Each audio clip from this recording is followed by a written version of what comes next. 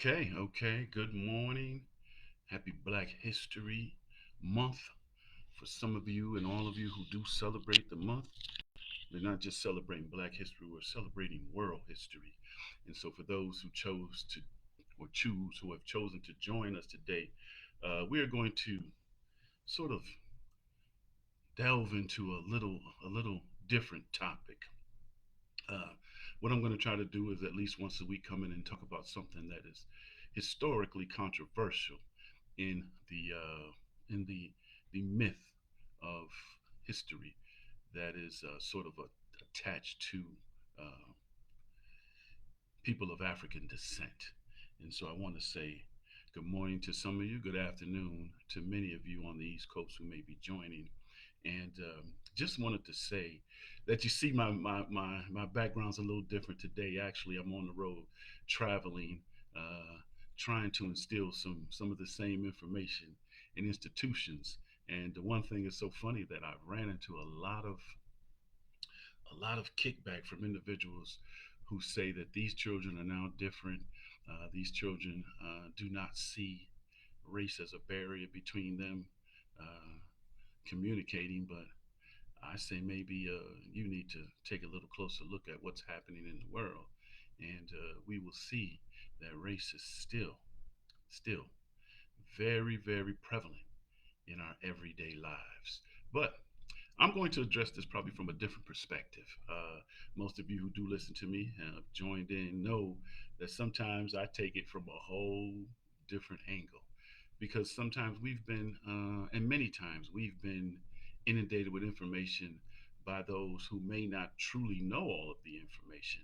And please don't think that I think I know it all either, but I do my research before I get into topics, and I want to make sure that you if you have something you like to share, please put it in the comments.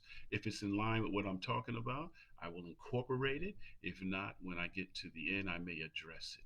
But I definitely want you to include your thoughts on this letter.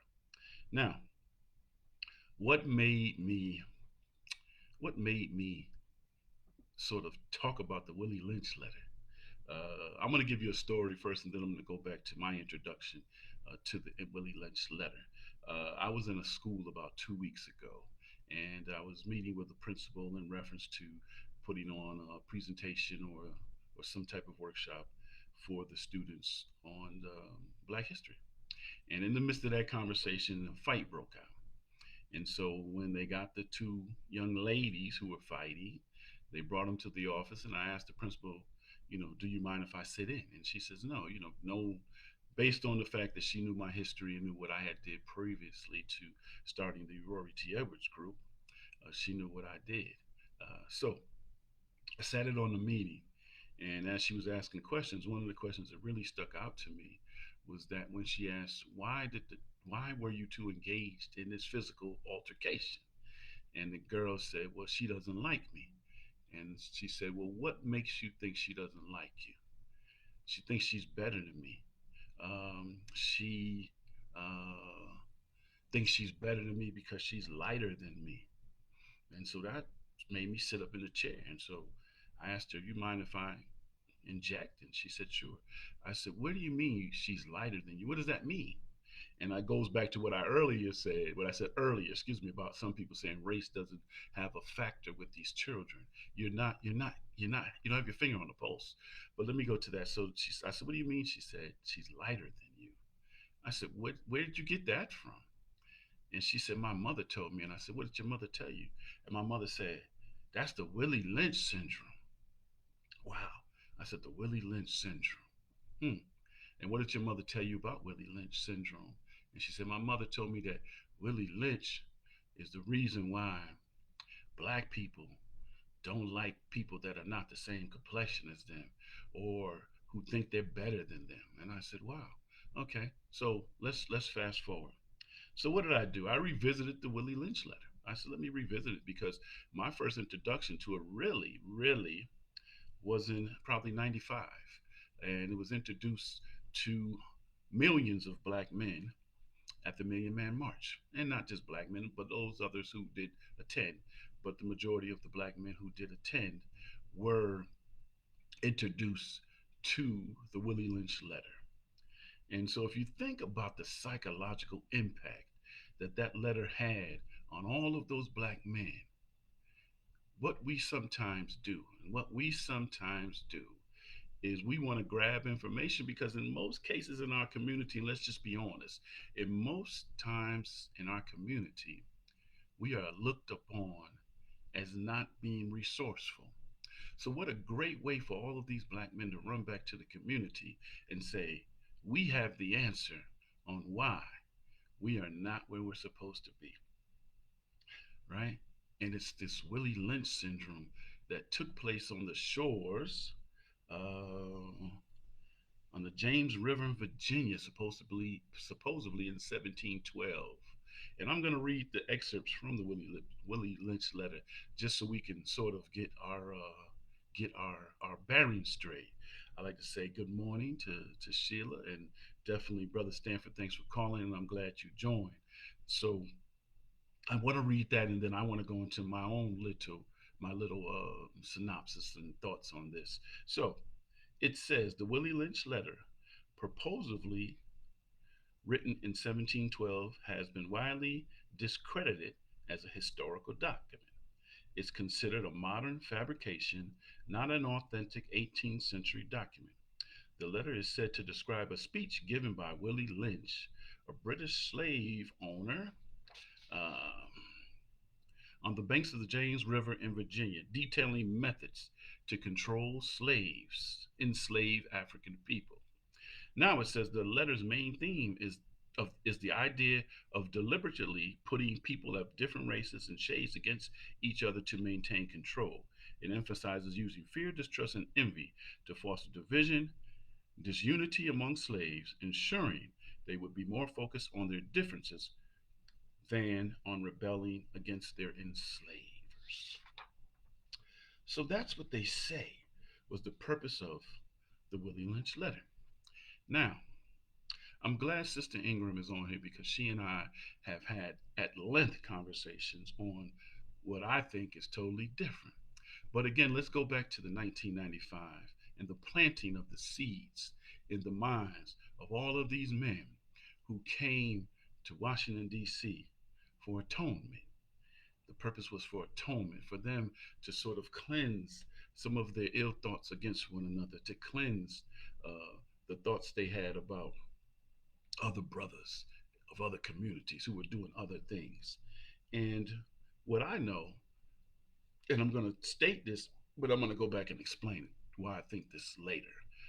The one thing is that if any of you saw my interview the other day on my journey as a DJ, one of the things that really stuck in my brain is that what music does to people is it moves through the creation of us, our energy, our vibration, and our rhythm.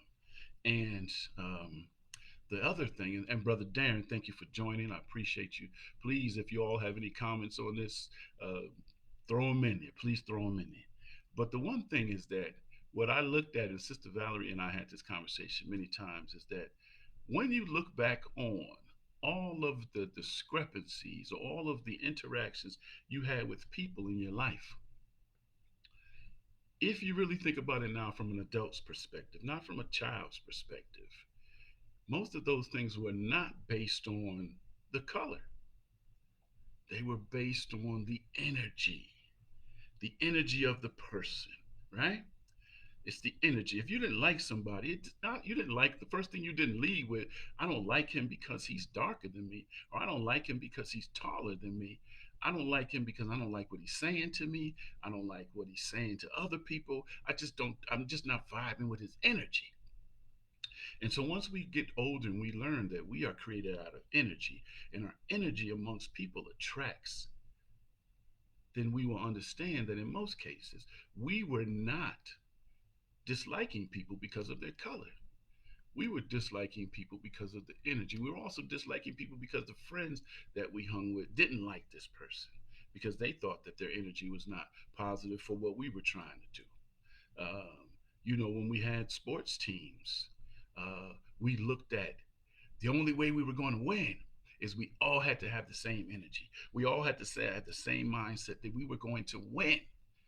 if you look at the black community, you look at the history of the black community, when we started to do things, when we started to produce movements, when we started to produce programs, when we started to produce things that would empower them, it was the negative energy that came in to our programs. It was the negative energy that came in and infiltrated these programs because it wasn't the color, because the people were the same color. They came in with a different energy. They came in with something that made them upset that they were not that person to be able to be the producer of that, right? That's what I say this is really about. Now let me go back to why the Willie Lynch letter is also has fabrication attached to it. It says, and these are, when you get a little bit mature, you can still take stuff off the dome, but a lot of times you got to write stuff down. So I'm right. I wrote some stuff down, and so the Willie Lynch letter, despite being a fabrication, was purposely written with the intentions of outlining methods to control and manipulate enslaved people. The primary factors suggested to undermine the development of enslaved African Americans, which included, let me tell you these things and think about these things as you're moving forward and you're thinking about your interactions with people. Fostering distrust and division. When you get into negative energy with people, what is the first thing they do? They try to go to those that are connected to you, and they try to implement things that would cause those people to question your intentions. They try to go with the trust, distrust, and division. We have that going on sometimes in our own family, where people think that I'm taking care of somebody and why are you doing this and why aren't you doing that? You understand, it's very easy for our emotions to get attached to our energy.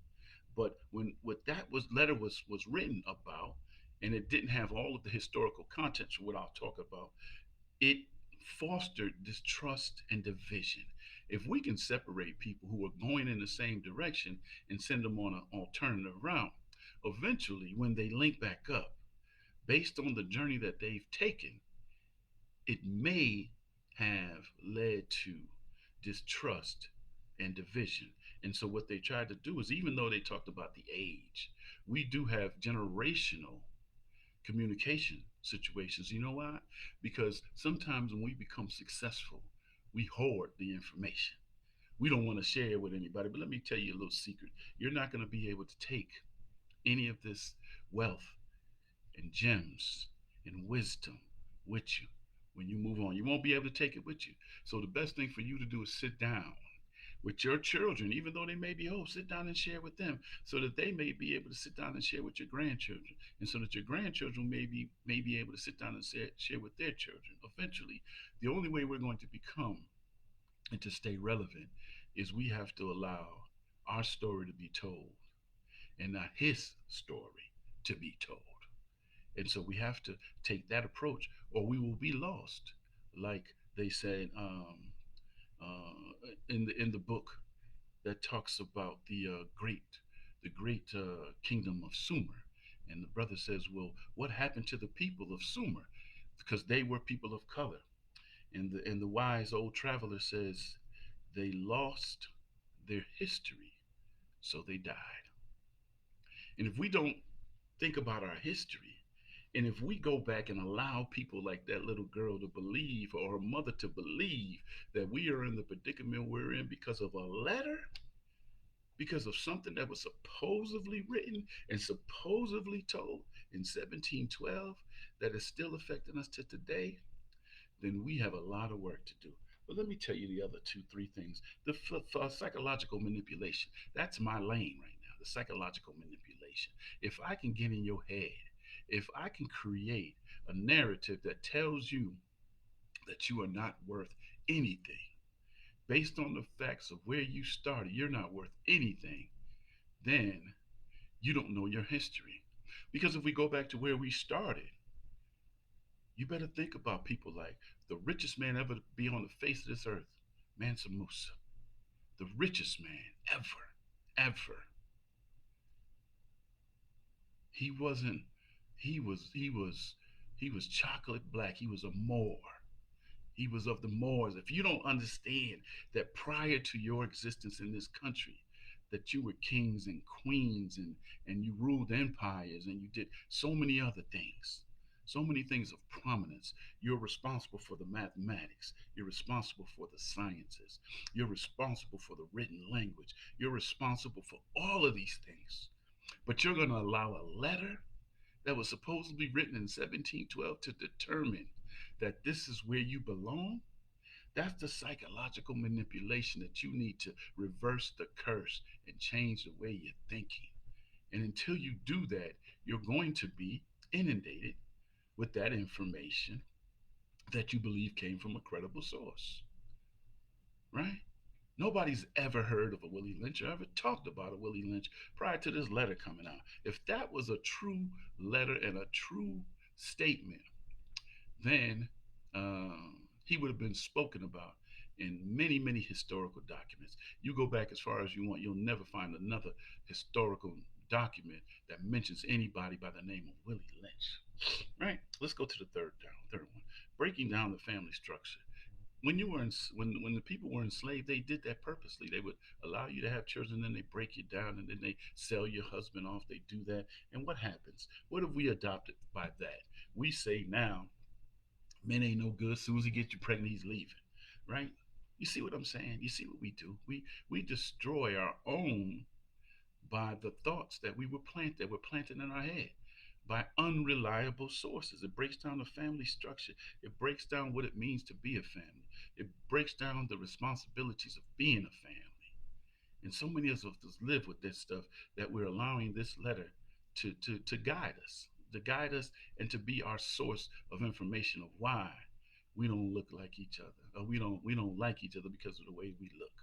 And the fourth one is a perpetration of control across generations.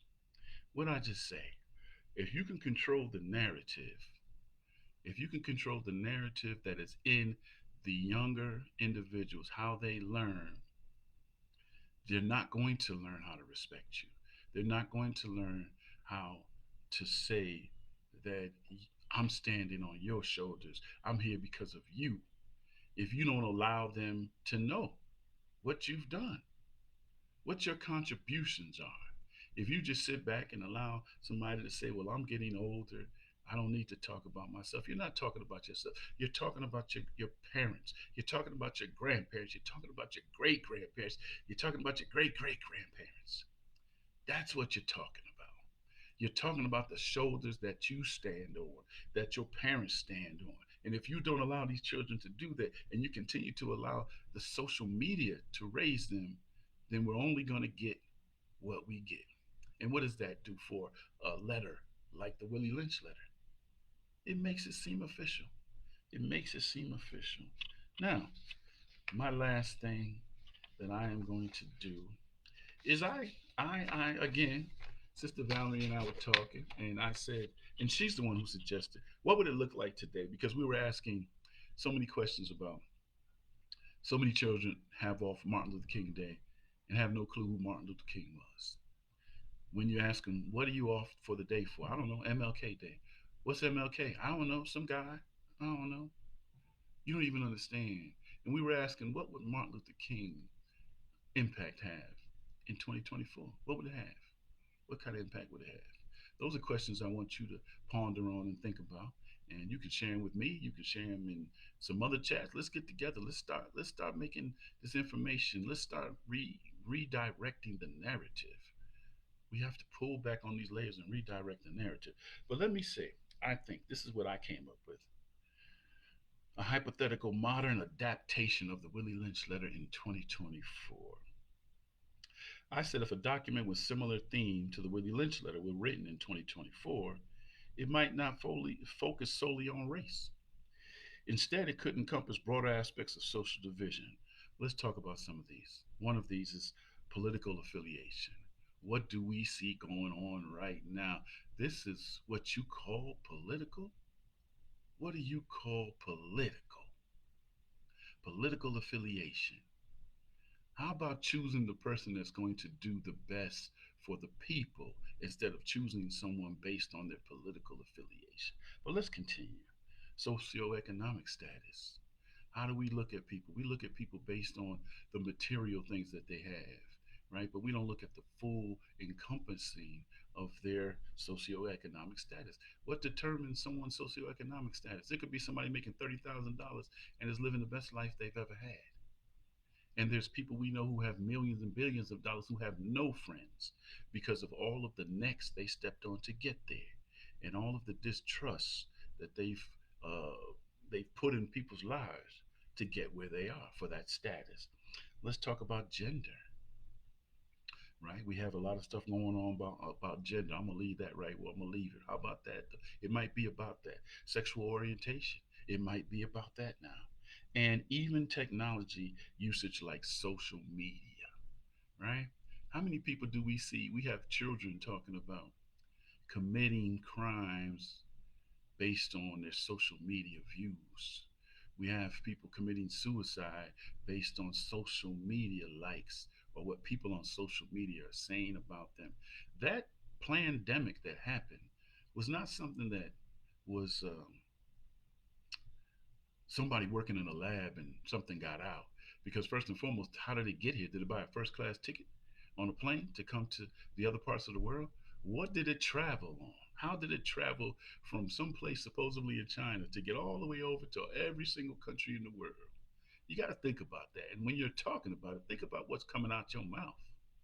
For you to believe that this stuff popped up in the sky and it traveled on the west wind, all across the world and landed in every place, every rural, every village that doesn't even have a population of roads to get into, but it landed there. And everybody in every place in the world got sick, and the whole world was shut down. That was planned. That was really planned. And when we talk about those particular things, we have to realize that we are in a time right now that we use social media and we use other sources of information to change the narrative to control people. And that's what this purpose of that Willie Lynch letter was. It was timed in a place in a fashion that they were going to put it out to the greatest mass of African American men assembled in October 16th, 1995, and we were going to tell you what your problem was. I hate that when people tell you, let me tell you what the problem is with the black race. Let me tell you why the black race can't get ahead. Well, the black race can't get ahead because of the laws that were put in place to keep the black race down. That's one. But also, the black race can't get ahead because many of the black race believe they don't need to be ahead. They shouldn't be ahead. Well, if you know Dr. Rory T. Edwards, you know that I believe that I am the best thing that ever happened since sliced bread and butter on it. I do believe that, and it's not coming from a perspective of of being conceited. I'm not conceited. I'm needed. And again, like I tell people, I don't mind being useful, but I refuse to be used. And so as I move forward, I want you to look at the story, and I want you to look at why you have issues with people. You have issues with people not because of the color of their skin, not because the age difference in the information it is. It's just because you have issues with yourself. You haven't chose how to love yourself yet. You haven't chose what your foundation of love is so that you know how to draw in the energy of those who are moving in the same direction with the same narrative as you. Once you choose and learn how to do that, everything else will change. Everything else will change. You will not even pay attention to a Willie Lynch letter. You will not pay attention to what the narrative of of exactly, Dan, the systematic beatdown over centuries. You will not pay attention to that. But if we continue to be beat, they're gonna continue to beat us.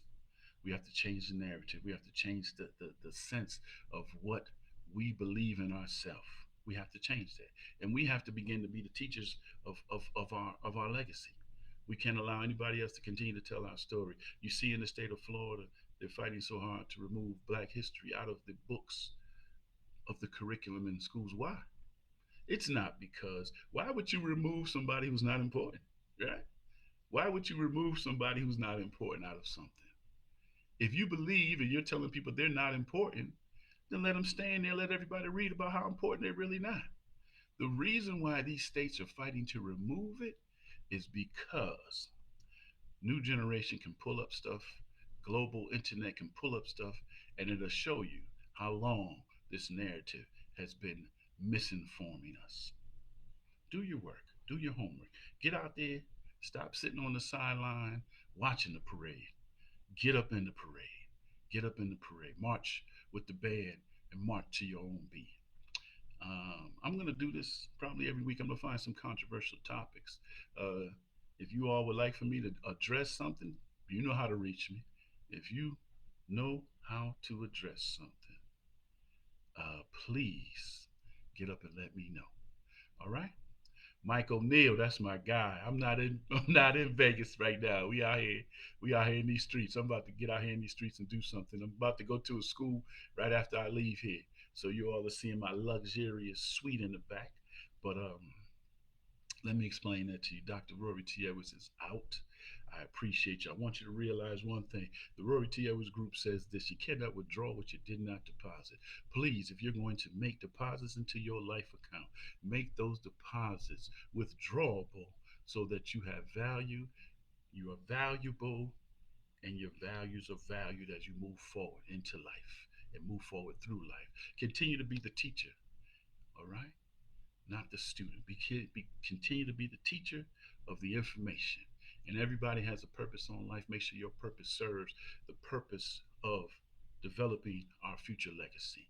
All right. Until we speak, I'm sorry this was long, but this was needed today. This was needed today, and I'm out here, and you know how to reach me. And as always, I say what I learned in Jamaica. Bless up to everybody. Be well, and I look forward to talking to you in the next week. And thank you all for joining. I really, truly appreciate all of you for joining today. Be well. Ashe.